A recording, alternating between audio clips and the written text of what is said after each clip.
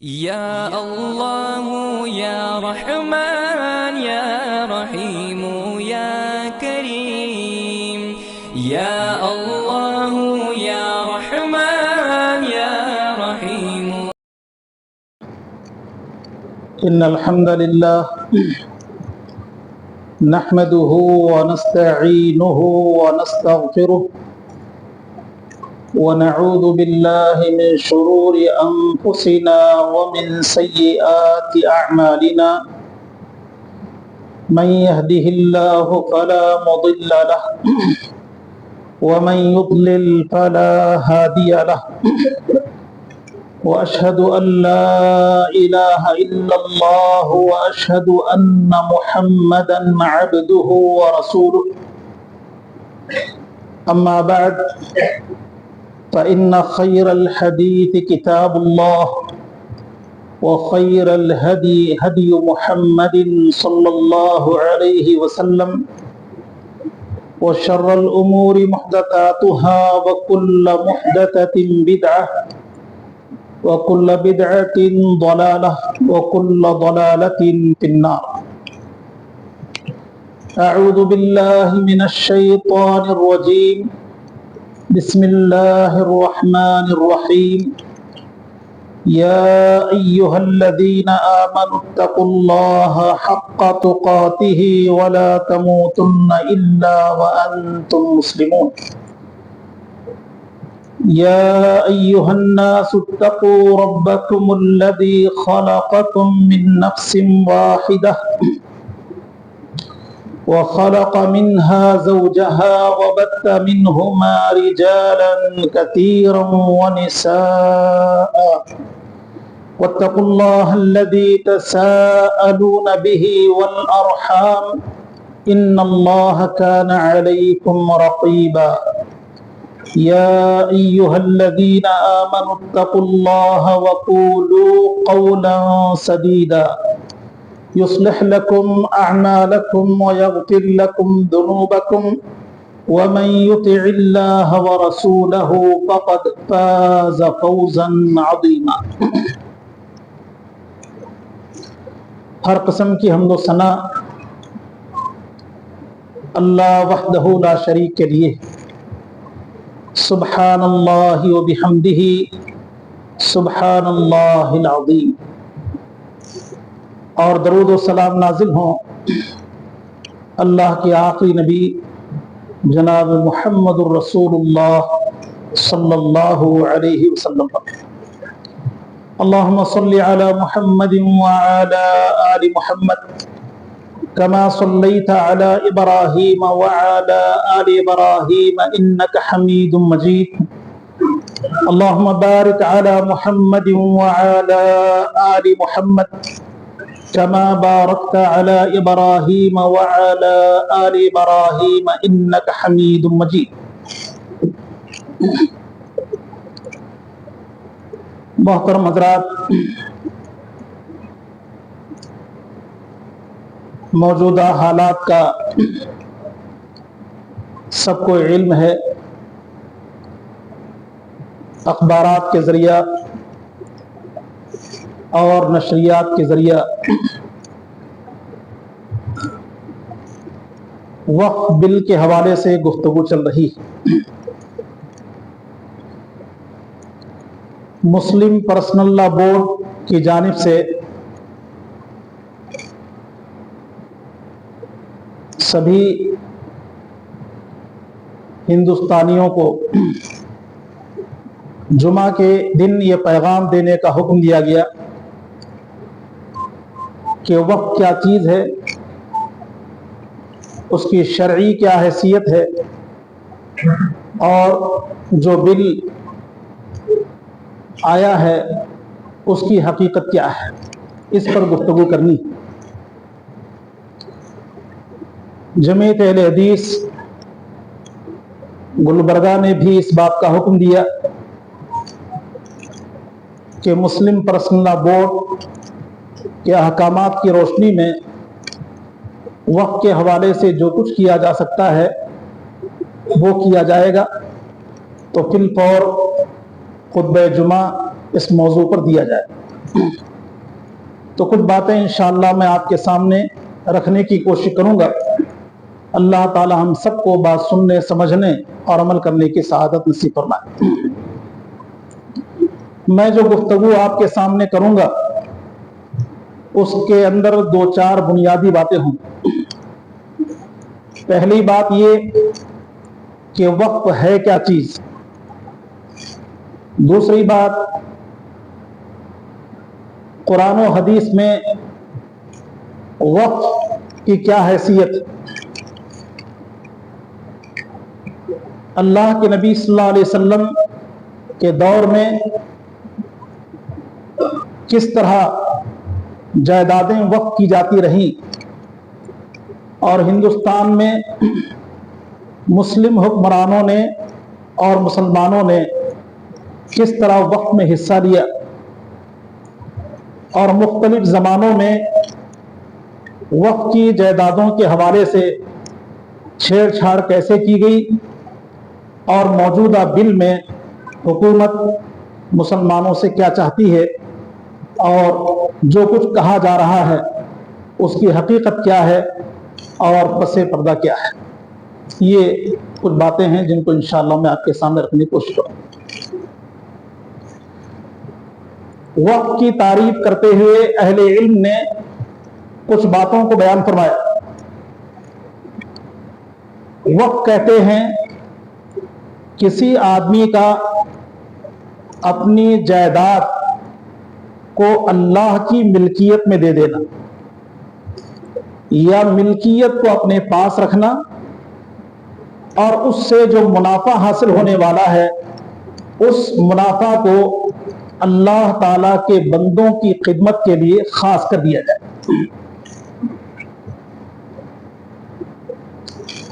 ایک مرتبہ اگر کسی نے اپنی جائیداد کو وقف کر دیا تو وقف کرنے والے کو تصرف کا کوئی اختیار نہیں رہے.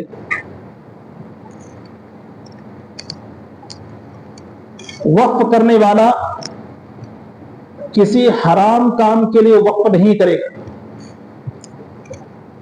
اور اگر وقف سے فائدہ حاصل ہوتا ہو، وقف کی جائیدادوں سے، وقف کی زمین سے فائدہ حاصل ہوتا ہو تو اس فائدے کو حرام کام کے لیے استعمال نہیں کیا جائے. جس مقصد کے لیے جائیداد وقف کی جا رہی ہے اس کو اسی مقصد میں استعمال کیا جائے.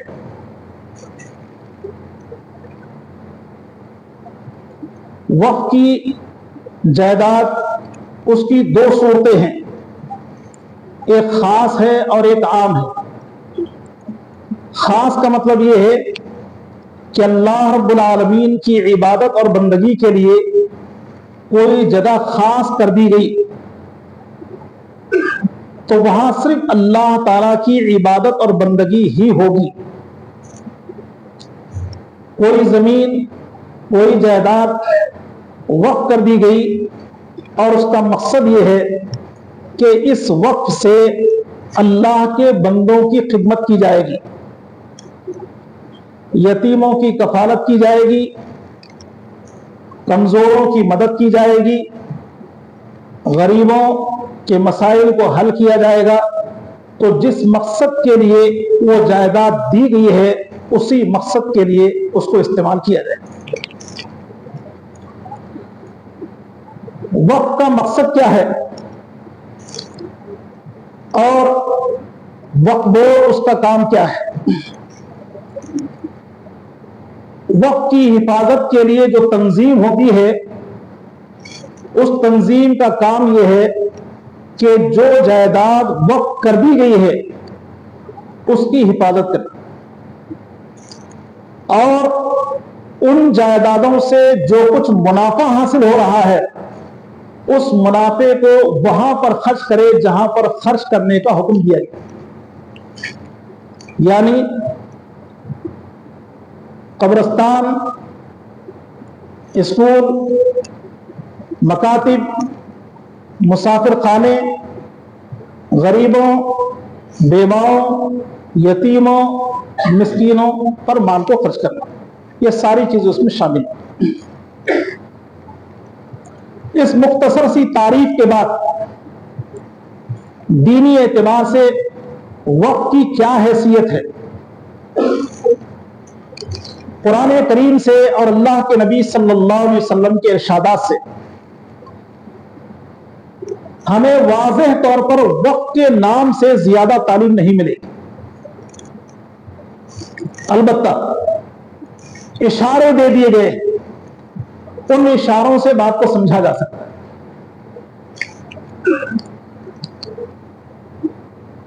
دین اسلام ہمیں اس بات کی تعلیم دیتا ہے کہ اللہ تعالیٰ نے جن کو صاحب مال بنایا ہے وہ اپنے مال کو اپنی ذات پر خرچ کرتے ہوئے ان لوگوں کا خیال رکھیں جو مال سے محروم کر دیے گئے۔ وَفِي أَمْوَالِهِمْ حَقٌّ لِلسَّائِلِ وَالْمَحْرُومِ، مالداروں کے مال میں ان لوگوں کا حق ہے جو ان سے مال کا مطالبہ کرتے ہیں، یا پھر ان لوگوں کا حق ہے جو مال کا مطالبہ نہیں کرتے، سوال نہیں کرتے، لیکن ان کی حالت ایسی ہے کہ وہ آرام کے ساتھ زندگی گزار نہیں سکتے۔ اللہ کے نبی صلی اللہ علیہ وسلم نے ارشاد فرمایا واللہ فی عون العبد ما کان العبد فی عون اخیہ، اللہ اس بندے کی مدد میں ہے جو بندہ اپنے کسی بھائی کی مدد میں لگا ہوا ہے۔ تو گویا کہ کسی مسلمان کو کوئی پریشانی ہے، آزمائش ہے، تو مالدار مسلمان اس کی پریشانی کو دور کرنے کی کوشش کرے۔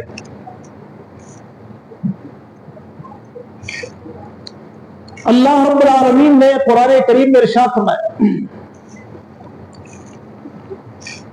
کہ اللہ رب العالمین کی محبت میں لوگ اپنے مال کو خرچ کرتے ہیں۔ وَيُطْعِمُونَ الطَّعَامَ عَلَى حُبِّهِ مِسْكِينًا وَيَتِيمًا وَأَسِيرًا، اللہ کی محبت میں لوگ اپنے مال کو خرچ کرتے ہیں یتیموں کو کھلانے، مسکینوں کو کھلانے اور قیدیوں کو کھلانے پر۔ اللہ نے ارشاد فرمایا لن تنالوا البر حتى تنفقوا مما تحبون، تم اس وقت تک نیکی کو پا نہیں سکتے جب تک متاع عزیز کو اللہ کے لیے قربان نہ کرو۔ اس طرح کی آیتیں قرآن کریم میں مل جائیں، اور اللہ کے نبی صلی اللہ علیہ وسلم کی احادیث میں بھی خرچ کرنے پر ابھارا گیا، اور بطور خاص ایسا صدقہ جو انسان کو اس کے مرنے کے بعد کام آئے، اس کا بھی ذکر اللہ کے نبی نے کیا۔ ایک حدیث میں رسول اللہ صلی اللہ علیہ وسلم نے ارشاد فرمایا اذا مات الانسان انقطع عنه عمله الا من ثلاث، جب انسان مر جاتا ہے تو عمل کا سلسلہ منقطع ہو جاتا ہے، لیکن تین باتیں ایسی ہیں کہ انسان کے مرنے کے بعد بھی اجر کا سلسلہ جاری رہتا ہے۔ تو پہلی بات اللہ کے نبی نے بیان فرمائی صدقۃ جاریہ، جاری صدقہ، یعنی انسان اپنی زندگی میں حالت صحت میں اپنے مال سے لوگوں کے فائدے کے لیے کوئی چیز بنا گیا، سرایہ بنایا ہو، جہاں لوگ ٹہرتے ہوں، کنواں کھدوا دیا ہو، لوگ پانی سے سیراب ہوتے ہوں یا اپنے جانوروں کو پلاتے ہوں، جب تک وہ چیز باقی رہے گی تب تک اللہ رب العالمین اس آدمی کو اجر عطا فرمائے۔ تو اس حدیث میں نبی علیہ الصلوۃ والسلام نے صدقۃ جاریہ کہا، تو جاری صدقہ سے مراد وقت ہی ہے۔ پیارے نبی صلی اللہ علیہ وسلم مکہ سے مدینہ ہجرت کر گئے، نبی علیہ الصلوۃ والسلام نے اس جگہ کو پسند کیا جہاں نبی علیہ الصلوۃ والسلام کی روٹی بیٹھ گئی تھی، تاکہ وہاں مسجد بنا دی جائے۔ چنانچہ اللہ کے نبی صلی اللہ علیہ وسلم نے ذمہ داروں کو بلایا اور انہوں نے کہا کہ اس زمین کی قیمت لگاؤ، تو انہوں نے کہا کہ اس کی قیمت اللہ پر ہے، یعنی ہم آپ سے اس کی قیمت نہیں لیں گے، یہ زمین اللہ کے حوالے۔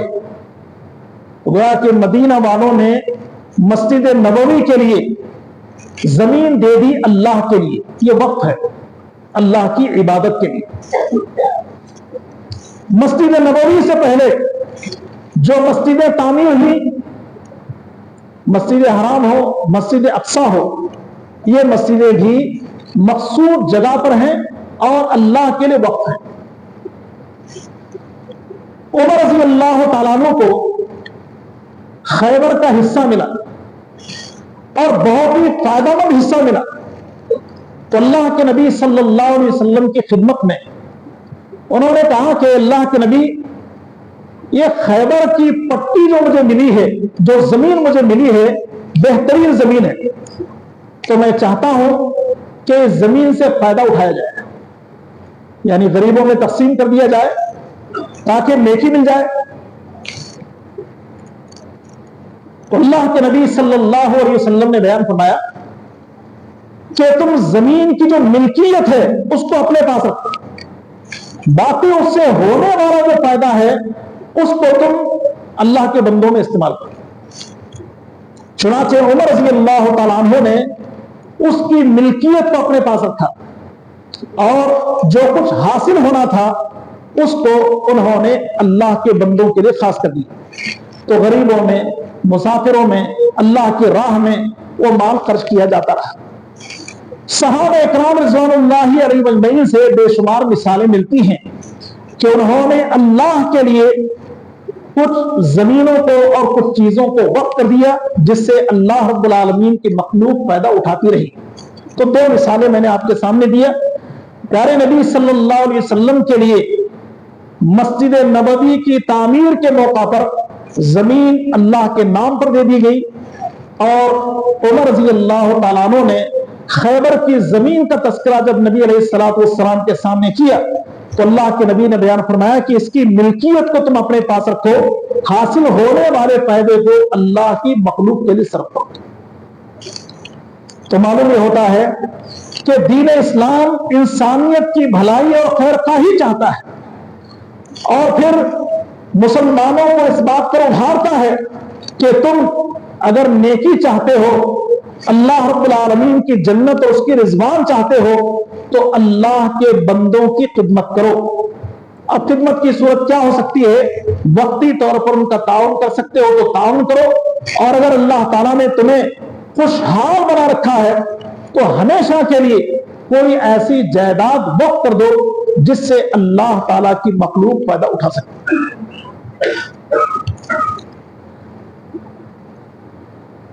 دنیا بھر میں جہاں کہیں بھی جائیدادیں وقف ہوتی ہیں تو ان جائیدادوں سے وہاں کے باسیوں کے لیے، وہاں کے رہنے والوں کے لیے فائدہ ہوتا ہے، اور وہ ملک بہت جلد ترقی کرتے ہیں جہاں اس طرح کا نظام ہوتا ہے کہ وقف کی جائیدادوں سے غریبوں اور مسکینوں کو فائدہ پہنچایا جاتا رہا۔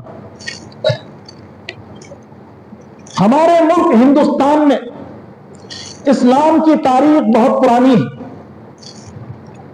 اور چونکہ اسلام کا مزاج یہ ہے کہ تم اپنی دولت کو اپنے پاس رکھ کے خود ہی فائدہ نہیں اٹھا سکتے، بلکہ اپنی دولت سے خود بھی فائدہ اٹھانا ہے اور دوسروں کو بھی فائدہ پہنچانا ہے۔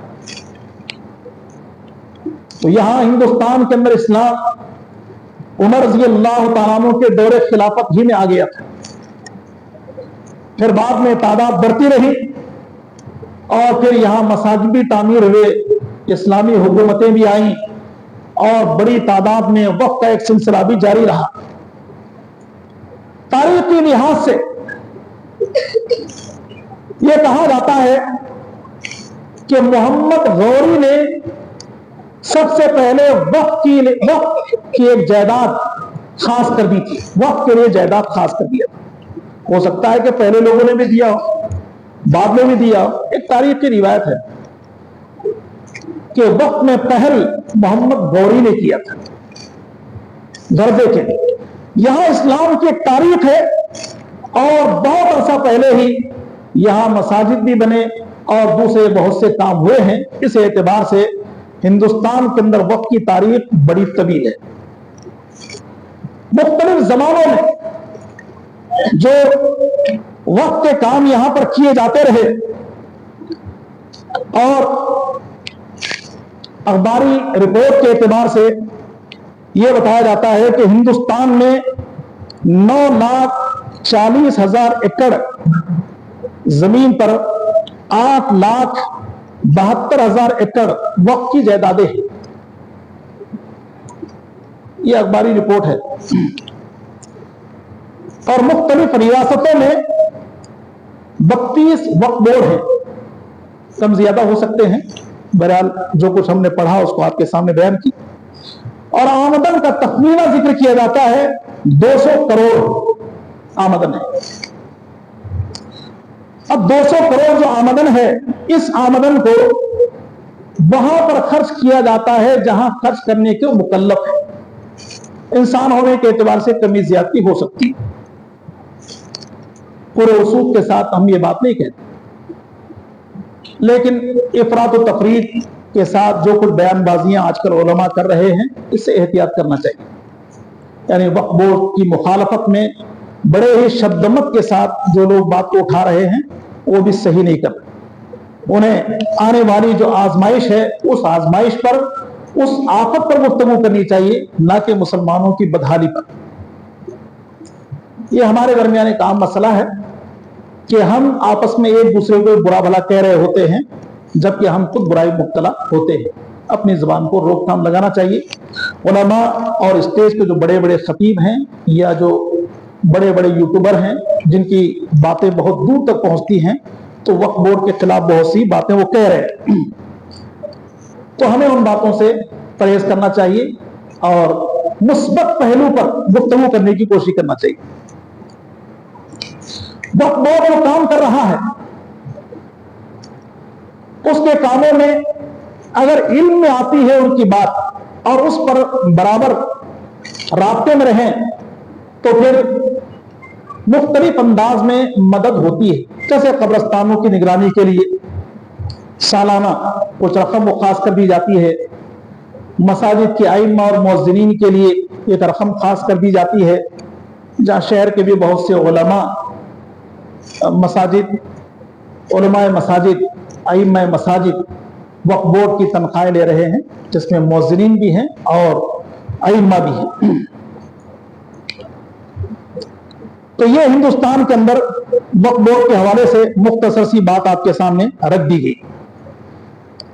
अब मैं आपको यह बात बता रहा हूं कि यहां जो वक्फ बोर्ड वक्फ की जो जायदादें हैं, वक्फ की जो जायदादें हैं हर जमाने में लोगों की निगाहों में खटकती रही।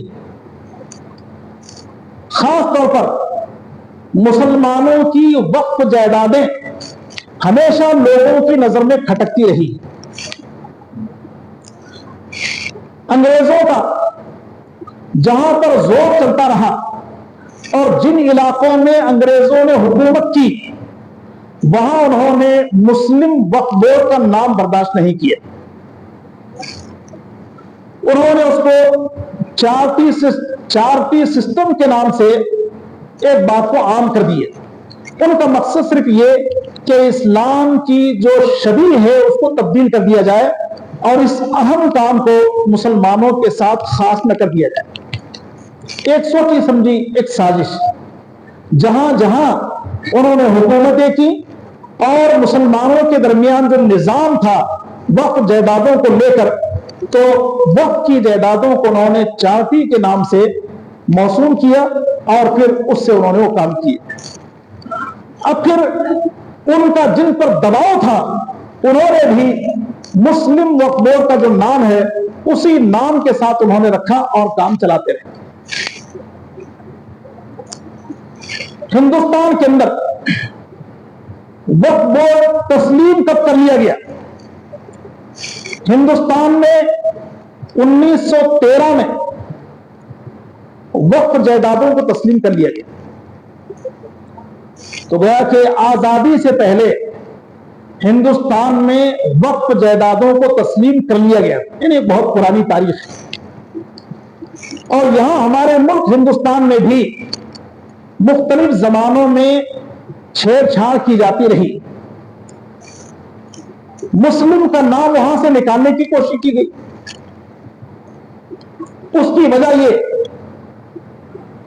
کہ وقف کرنے والا مسلم بھی ہو سکتا ہے اور غیر مسلم بھی ہو سکتا ہے۔ تو جب غیر مسلم کی جائیداد مسلمان کے ساتھ شامل ہو رہی ہے تو اس کو ہم صرف مسلم ہی کیوں کہیں؟ وقف جائیداد ہے، کسی کی بھی ہو سکتی ہے، یعنی اس طرح کا ایک شبہ پیدا کر دیا گیا۔ اور پھر مختلف ادوار میں جو کیفیتیں وقت کے ساتھ ہوتی رہی اس پر اہل علم بیان فرماتے ہیں۔ جیسے ابھی میں نے بتایا کہ 1913 میں ہندوستانی حکومت نے وقف کی جائیدادوں کو تسلیم کیا، اور جب آزادی اس ملک کو حاصل ہوئی اور ہندوستان تقسیم ہوا دو حصوں میں، تو جو لوگ یہاں رہنے والے تھے وہ چلے گئے دوسرے علاقوں میں۔ اب ان کی جو جائیدادیں تھیں اور جو وقف کی جائیدادیں تھیں وہ بڑی تیزی کے ساتھ ایروں غیروں کے نام پر ہونے لگی، یعنی وقف جائیدادوں کے ساتھ چھیڑ چھاڑ شروع کی گئی اور اس کو ایک نعمت سمجھ کے لوگوں نے اپنے اپنے نام پر منتقل کرنا شروع کی۔ نتیجتاً اس زمانے کے جو غیور مسلمان تھے، جن میں مولانا ابوالکلام آزاد، مولانا محمد احمد کاظمی اور حفظ الرحمان صاحب، ان کے نام آتے ہیں کہ انہوں نے بڑی کوششیں کی کہ جو جائیدادیں وقف کی ہیں ان کو محفوظ کیا جائے، اس طرح دوسروں کے نام پر اس کو نہ کیا جائے۔ چنانچہ ان کی کوششوں سے 1954 میں پھر سے وقف بورڈ قائم ہوا اور جائیدادیں محفوظ ہو گئی، یعنی جو دوسروں کے نام پر جائیدادیں منتقل ہو رہی تھیں وہ محفوظ ہو گئی۔ 1954 کے بعد 1984 کو پھر سے ایک نئی چھیڑ چھاڑ ہوئی، جس میں یہ کہ آج جو صورتحال ہے وہی صورتحال اس وقت پیش آئی۔ 1984 میں وقف بورڈ کو مرکزی حکومت کے ساتھ جوڑنے کی کوشش کی گئی، تو اس زمانے میں جو مسلمان تھے انہوں نے کوششیں کیا، آواز اٹھاتے رہے، اور یہ بات ذکر کی گئی 10 سال کی محنت کے بعد، 10 سال کی محنت اور کوشش کے بعد 1955 میں 1995 یہ قانون بنا، اور اس قانون نے مسلمانوں کو تھوڑا سا سکون دیا کہ جو جائیدادیں ہیں وہ مسلمانوں کے نام کے ساتھ ہی خاص ہو گئی۔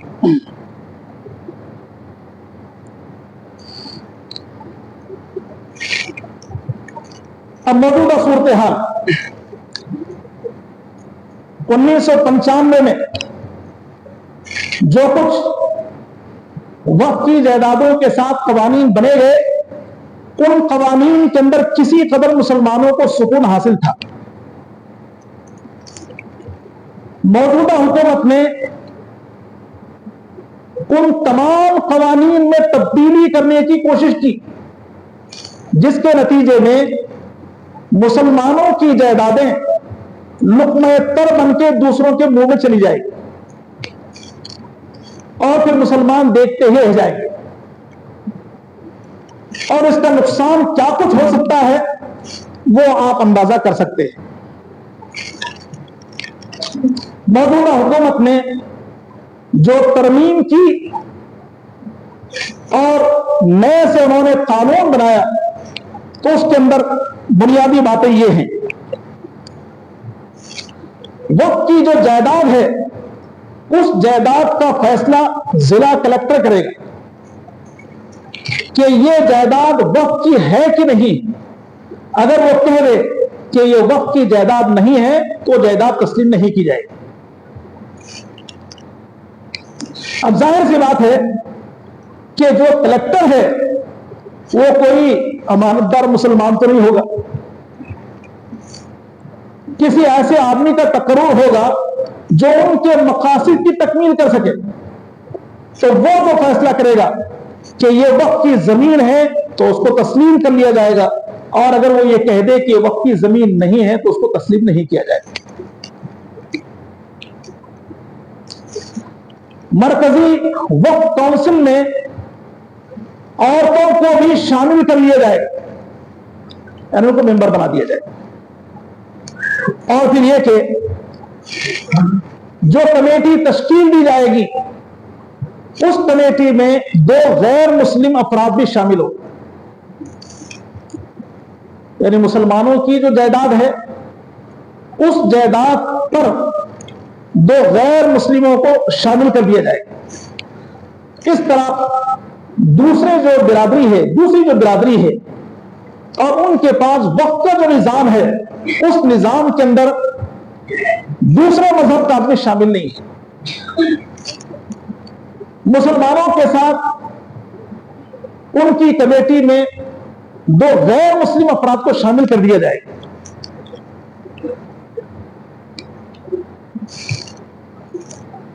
1995 میں جو قانون بنا تھا اس قانون کے اندر یہ بات تھی کہ ایک زمین جو وقف کے طور پر استعمال ہو رہی تھی، چاہے وہ مسجد کے نام پر، یتیم خانے کے نام پر یا مسافر خانے کے نام پر اس کا استعمال ہو رہا تھا، لیکن اس کے کاغذات نہیں تھے۔ جو زمین ایک عرصے دراز سے وقف کے طور پر استعمال ہو رہی تھی وہ وقف ہی کی زمین کہلائے گی۔ یہ قانون 1995 میں تھا۔ اب موجودہ حکومت نے اس میں تبدیلی یہ کی کہ جو زمین وقف کے طور پر استعمال کی جا رہی ہے اس کا ثبوت ہونا ضروری ہے۔ اگر اس کے کاغذات ہیں تو ایسی صورت میں وقف کی جائیداد تسلیم کر لی جائے گی، اور اگر کاغذات نہ ہو تو اس کو وقف کی زمین تسلیم نہیں کیا جائے گا۔ اور پہلے یہ تھا کہ اگر کوئی آدمی تحریری طور پر اپنی کسی جائیداد یا زمین کو وقف کر دے تو کاغذ ہے، اور اگر کوئی زمین ایسی کہ جس نے زبانی طور پر کہہ دیا تو زبانی طور پر کہنے سے بھی اس جائیداد کو وقف کی جائیداد تسلیم کیا جاتا تھا، لیکن موجودہ حکومت نے زبانی طور پر کہی جانے والی بات کو اب رد کر دی کہ کاغذ ہونا ضروری ہے۔ اگر کاغذ نہیں ہے تو ایسی صورت میں وہ زمین وقف کی زمین نہیں کہلائے۔ اب اس کا خطرہ کیا ہو سکتا ہے؟ خطرہ یہ ہو سکتا ہے کہ وقف کرنے والوں نے قبرستان کو وقف کر دیا، قبرستان کی زمین وقف کر دی، عرصے دراز سے وقف کی زمین اس کو تسلیم کیا جا رہا ہے اور مسلمان وہاں پر دفن کیے جا رہے، یا مسجد ہے جس کو وقف کر دیا گیا، زبانی طور پر کہہ دیا گیا اور وہ زمین استعمال میں آ رہی ہے، اب ثبوت پیش کرنے پڑیں گے کہ اگر کاغذ ہے تو ایسی صورت میں وقف کی زمین ہوگی، محض استعمال کرنے سے وقف کی زمین نہیں ہو سکتی۔ اب اگر اس تحقیق کے اندر نہیں یہاں سے اگر ہم یہ کاروائی شروع کر لیں تو آئندہ کے لیے ٹھیک ہے، کاغذی کاروائی کر لی جائے گی، اور اگر یہ تحقیق کر لی جائے کہ اب تک کتنی زمینیں ایسی ہیں جو زبانی طور پر دے دی گئی، یا کتنی زمینیں ایسی ہیں جو بطور قبرستان کے استعمال ہو رہی ہیں، بطور عیدگاہ کے استعمال ہو رہی ہیں، بطور یتیم خانہ کے استعمال ہو رہی ہیں، بطور مسافر خانہ کے استعمال ہو رہی ہیں، ان کے کاغذات دیکھے جائیں، اگر وہ اس نام کے ساتھ ہیں تو ٹھیک ہے، ورنہ ان کو ضبط کر لیا جائے۔ اور پھر ایک ترمیم یہ ہے، وقف کرنے والا اگر کوئی مسلمان ہے تو ٹھیک ہے، اللہ کی بات سمجھ میں آ گئی، رسول کی بات سمجھ میں آ گئی، لوگوں کے فائدے کی خاطر اس نے اپنی جائیداد کو وقف کر دیا، چاہے اس نے مسلمان ہو کے ایک دن میں کر دیا ہو، ایک سال میں کر دیا ہو، 2 سال 10 سال کے بعد کر دیا ہو، تسلیم کر لیا جاتا ہے۔ اب قانون یہ بنایا گیا کہ وقف کرنے والے کے بارے میں دیکھا جائے گا کہ 5 سال تک اسلامی اصولوں کے مطابق اس نے زندگی گزارا کہ نہیں گزارا۔ اگر 5 سال تک اسلامی اصولوں پر وہ قائم رہا تو اس کی وقف کی جائیداد تسلیم کر لیا جائے گا، ورنہ اس کو لے لیا جائے گا، ضبط کر لیا جائے گا۔ اب اگر یہ تحقیق کر لیا جائے کہ کس نے کس وقت زمین کو دے دیا تھا، کوئی آدمی مسلمان ہو گیا، مسلمان ہونے کے 1 سال کے بعد ہی اس نے ایک بڑی زمین مسلمانوں کے لیے وقف کر دی، عیدگاہ بنوا دیا، تو یہ دیکھا جائے گا کہ وقف کرنے والا 5 سال تک مسلمان، 5 سال تک اسلامی اصولوں پر قائم تھا کہ نہیں تھا، نہیں دوسرے سال ہی اس نے دیا تھا، تو جتنی زمین اس نے دی تھی ہو سکتا ہے کہ وہ ساری زمین ختم کر دی جائے۔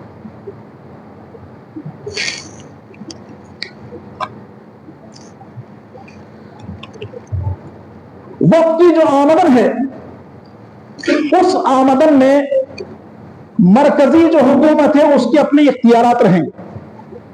جیسے بھی ہم نے کہا کہ جو جائیداد جس مقصد کے لیے دی جاتی ہے اسی مقصد کی تکمیل اس میں ہوگی۔ ایک زمین کسی نے مسجد کے لیے دیا ہے تو وہاں مسجد ہی بنے گی، یتیم خانہ نہیں بنے گا۔ اگر کسی نے یتیم خانہ کے طور پر وہ جائیداد دی ہے تو وہاں یتیم خانہ ہی بنے گا، کوئی اور چیز نہیں بنے گی۔ یا کوئی ایسی زمین دے دی گئی کہ جس پہ آنے والی جو آمدن ہے اس کو خاص کر دیا گیا کہ اس کو مسجد کی دیکھ بھال کے لیے خرچ کیا جائے گا، یا یتیم خانے کے لیے خرچ کیا جائے گا، یا غریبوں کے لیے خرچ کیا جائے گا۔ تو یہاں اب حکومت کے اختیارات اس میں ہوں گے کہ حکومت اپنی مرضی سے کچھ غریبوں میں تقسیم کرے گی۔ اب حکومت جب اپنی مرضی سے خرچ کرے گی تو یہ ضروری نہیں کہ عبداللہ اور عبد الرحمان ہی کو مل جائے، ان کی نظر میں جو غریب ہے اس کو دے دیں گے، یا جس کو غریب سمجھیں گے دے دیں گے۔ تو یہ اختیارات ہوں گے۔ 1995 میں جو قانون تھا اس کے اندر یہ بات تھی کہ اگر کسی آدمی نے وقف کی زمین پر قبضہ جمایا ہے، اس نے 20 سال تک، 30 سال تک، 50 سال تک اگر قبضہ جمایا ہے تو وقف اس کے خلاف عدالت میں لڑ سکتا تھا، قانونی کارروائی کر سکتا تھا۔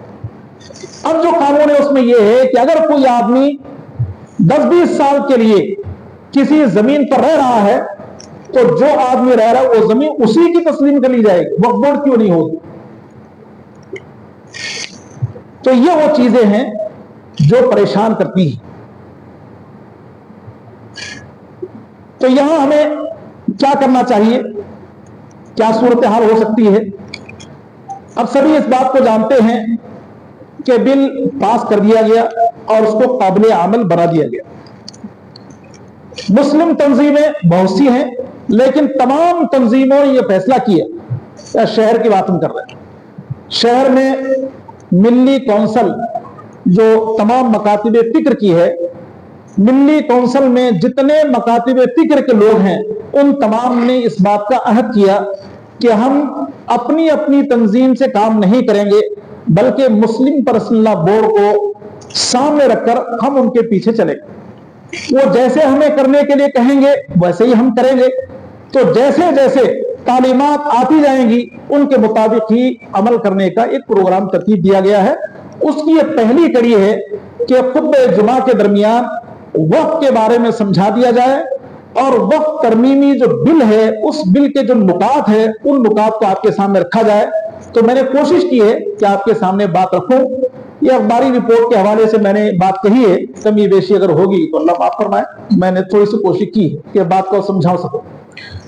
تو اب ہمیں یہ کرنا یہ ہے کہ ہم اللہ رب العالمین سے خیر کی دعا کریں، اپنی مظلومیت اور اپنی بے بسی کا شکوہ اللہ رب العالمین کے سامنے کریں اور مسائل کے حل کے لیے اللہ رب العالمین سے رجوع، اور باقی جو اسباب ہو سکتے ہیں ان اسباب کو اختیار کر لیا جائے ہو سکتا ہے کہ اللہ رب العالمین ان اسباب کو اختیار کرنے کے باعث کوئی خیر کا راستہ نکال دے، کیونکہ اللہ رب العالمین کا وعدہ ہے وَمَن يَتَّقِ اللَّهَ يَجْعَلْ لَهُ مَخْرَجًا، جو آدمی اللہ رب العالمین سے ڈرتا رہے تو اللہ اس کے لیے پریشانی سے نکلنے کا راستہ نکال دیتا ہے۔ اللہ رب العالمین ہمارے حال پر رحم فرمائے، اور جو شکنجے ہمارے اوپر کسے جا رہے ہیں، اللہ رب العالمین ہمیں اس بات کی توفیق دے کہ ہم اپنے حالات کو سمجھیں اور تیری طرف اے اللہ ہم رجوع ہو سکیں۔ آمین۔ وآخر دعوانا الحمدللہ رب العالمین۔